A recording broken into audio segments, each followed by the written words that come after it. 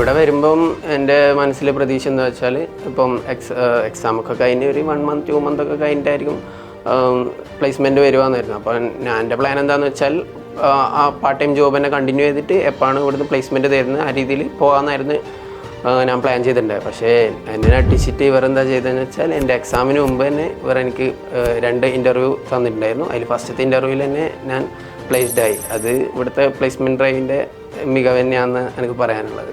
ഞാനിപ്പോൾ lumen trading കമ്പനിയിൽ export കോർഡിനേറ്ററായിട്ട് 1 year ആയിട്ട് വർക്ക് ചെയ്യുന്നുണ്ട്. ഇപ്പം ലൂമൻ ട്രേഡിങ്ങിൽ തന്നെ വർക്ക് ചെയ്യുമ്പം തന്നെ ഫസ്റ്റത്തെ 2 month നമുക്ക് പ്രൊബേഷനാണ്. അപ്പം അത്യാവശ്യം നല്ല പാക്കേജ് പ്രൊഫഷനിൽ തന്നെ തരുന്നുണ്ട്. പിന്നെ 2 month കഴിഞ്ഞ മുതൽ നമുക്ക് അത്യാവശ്യം നല്ല സാലറി തന്നെ അവിടെ തരുന്നുണ്ട്.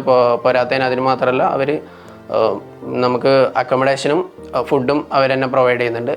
പിന്നെ നമുക്കിപ്പോൾ എന്തെങ്കിലും ആവശ്യം വന്നാൽ ഇത് വർക്ക് ഫ്രം ഹോം ആയാലും അവിടുന്ന് അത്യാവശ്യം നല്ല രീതിയിൽ തരുന്നുണ്ട് അവർ.